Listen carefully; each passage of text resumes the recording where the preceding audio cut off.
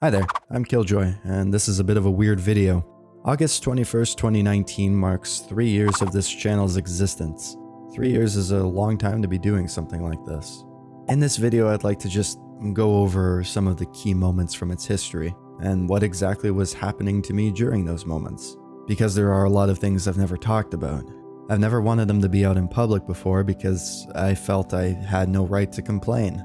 Like my problems and my suffering paled in comparison to that of others. So I kept my mouth shut. There will be a lot of ups and downs throughout the story. I hope you find the time to listen to it.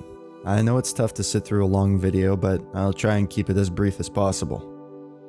August 21st, 2016, I created this channel. I uploaded around 6 videos before putting things on hold since I was set to leave home and go off to college in the distant and magical land known only as Toronto, a place I will never, ever in my life live in again. By this point, the channel didn't have much. 2 subscribers, one being myself and the other being my ex-girlfriend at the time. No likes and only spam comments from people wanting me to check out their channels. After messing around in college for about a month, I started to get bored and needed something more interesting to occupy my time. I remember the channel I'd started in August and immediately began working on it again. Early on, I had what I would consider some successful videos for a channel just starting out. I had played a game and the developer put my video up on their website, generating about 300 views for it. Now, YouTube and social media in general are a lot like drugs, I would say. The views, the likes, the comments, the new followers, everything becomes intoxicating. And if you aren't careful, it will get the better of your judgment. Then you might find out you've lost touch with who you really are, all in the name of a dopamine rush. I kept making videos for about 2 months, uploading almost every day. I really enjoyed learning everything I could about it and found myself digging deeper into the technical side of things. Microphones, audio engineering, video editing, programs to record games, and whatever else I could get my hands on. Some things never change. Come the end of November, I stopped making videos to focus on my upcoming exams. The channel had amassed a whopping 19 subscribers and a few thousand views. At the time, I remember being really proud of this. Come February of 2017, I wanted to get back into making videos, but I was nervous. I was fortunate enough to have a good friend at the time convince me to get back into it, so I did, and still am to this day. That's something I've never forgotten. At this point, I was trying out everything. I was making your standard Let's Plays, doing highlight montages with lots of edits, narrating stories I liked, making joke videos I thought were funny, and live streaming semi-regularly, all to an audience of 0. But that didn't bother me, because I was testing out and learning new things every day. Come April 2017, I decided that I was going to dedicate my entire summer to the channel. I was enthralled. It was here I set my first and only goal for the channel. I wanted to have 1,000 subscribers by the end of 2017. I wish I could go back and tell myself not to do that, but I was naive and assumed that was reasonable. The summer rolled around and I kept doing my thing. I had a handful of semi-successful videos given my size, but in August of 2017, 1 year after I started the channel, something interesting happened. A YouTuber / Twitch streamer by the name of Cryotic was trying to get into game development. He had made a short little game and posted it on itch.io, which I just so happened to be browsing at the same time. I downloaded it, and I played it. I made a quick video I thought was funny, considering the game was only a few seconds long. I then posted it to itch.io, which I noticed I was the first to do so. Within minutes, the video had hundreds to thousands of views and likes. It turns out he had tweeted out my video. I remember the excitement and feeling of my heart bursting through my chest in that moment. After calming down from this though, I began to notice the comments. A lot of them were focused on my voice, stating that I gave a solid cryotic impression, or that my impression was on point. One going so far as to say that if Cry were to ever disappear, we at least have his knockoff to replace him. I remember being angry, but I still tried to explain as rationally as I could to these people that my voice was mine, and it wasn't meant to be an impression, but instead I was met with insults. A lot of these comments are no longer there today, either deleted by me or by the commenters themselves. I honestly can't remember anymore. I just know that this was when I began to have a distaste for comparisons. Imagine that you're learning as much as you can about this one thing, the ins and outs of everything it takes to be good at this one thing. while trying to put yourself out there and show people just who you are, just to have people comment and say that you aren't in fact you. You're this person who's infinitely more successful than you could ever be. So you don't matter. It's such a surface level thing, and it's extremely shallow. I've had well over 500 comments like this in the channel's lifetime. With a few, I tried to explain my position, and fortunately some of these people understand. But at the same time, plenty don't.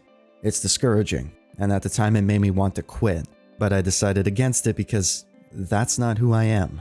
These days I just delete those comments and move on. I can't be bothered to explain it to every idiot out there who simply wants to make a shallow, surface level comparison, but know that I greatly dislike it, and it's the only thing I've ever asked people not to do.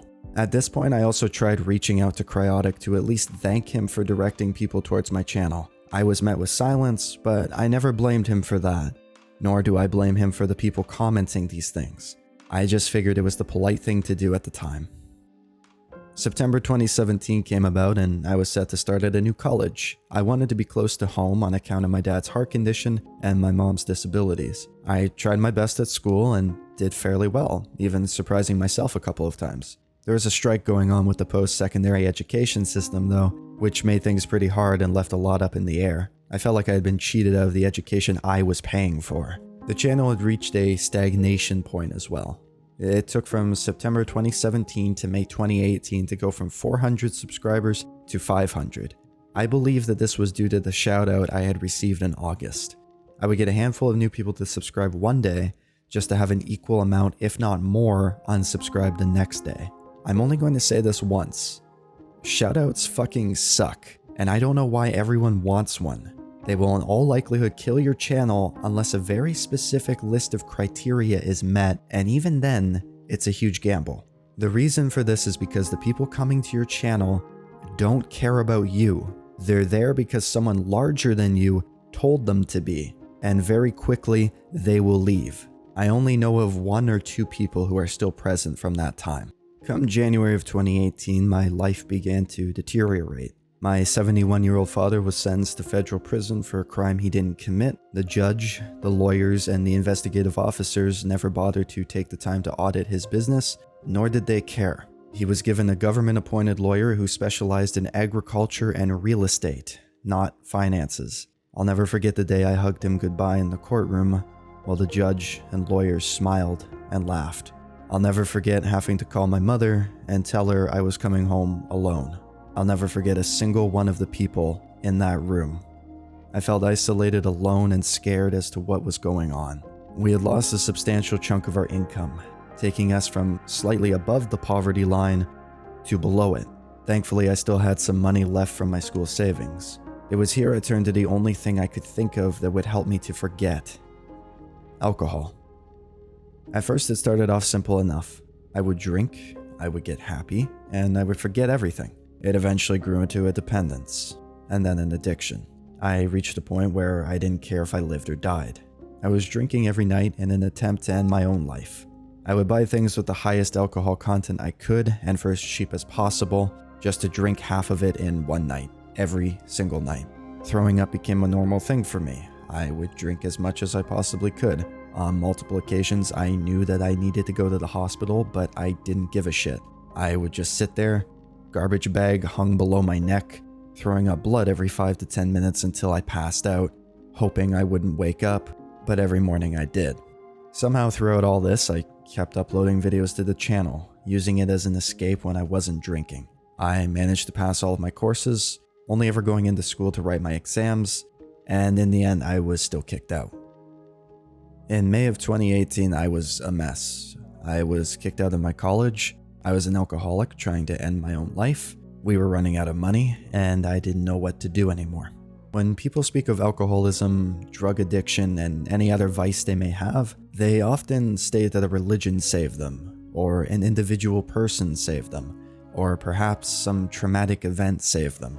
And my mind doesn't allow for these. If anyone was going to pull me from it, it had to be me, because I was the one who put myself there. So I got angry. I began analyzing everything that had happened, looking more and more into things, and as I did, it only made me angrier and angrier. Eventually, I came to the conclusion that I had to be the one to change things. Not for myself, but for the people around me. I didn't care if I lived or died. I still don't think I do. But I do care about the people around me. And I was ashamed it took me so long to see that I was hurting everyone who even came close to me. People who didn't know what to do. People who were confused and scared. I knew right away that I had to go cold turkey on the liquor. So I did. I threw everything out that I had and waited. Fairly quickly, I felt the withdrawal effects. Shaky, dizzy, nauseated beyond belief, throwing up multiple times. This was the first step in my plan, and it needed to be done. Sometime afterwards, when I was feeling better, I drew up some education plans for myself. I got into a new college for an entirely different program, one where I could gain as much knowledge as I possibly could to maybe one day fix what I see as a broken system, and maybe help someone who's in a similar position as myself, someone who has no one who would understand. I reorganized my family's finances and secured some new income sources for us, taking us out of poverty once again. I started at my new college, bound and determined to show everyone just what I was made of and how unwise it is to piss me off. I achieved academic honors, got the Dean's List insignia next to my name, and was awarded a chunk of cash for these efforts. Come January of 2019, my dad was released from prison and put on probation. During his time in prison, his heart medication was withheld from him. He passed out multiple times, injuring himself on several occasions. He spent most of his time in prison hospitals where incompetent doctors couldn't figure out what was wrong with him. When he came home, I had to fight to get his medical records as my glorious government leaders refused to release them. Eventually, I caused enough of a shitstorm to where they were legally forced to send them to us, and am now working on the next step of my plan. I really hope they're shitting themselves by this point. Throughout all of this, I kept the channel going. The uploads were dwindling since my focus was elsewhere, but I still used the channel as a means of escape, to have fun and learn new things. The stagnation had lifted and the channel began growing at what I would consider to be a steady pace. Since then, I've had a handful of successful videos, and most people seem to be enjoying what I've been putting out there, even if it's only a handful of times a month. So you've made it to the end of my story. Thank you for listening. 3 years is a long time, and this channel has been with me through good times and terrible times. I'd like to think it's kept me sane throughout everything.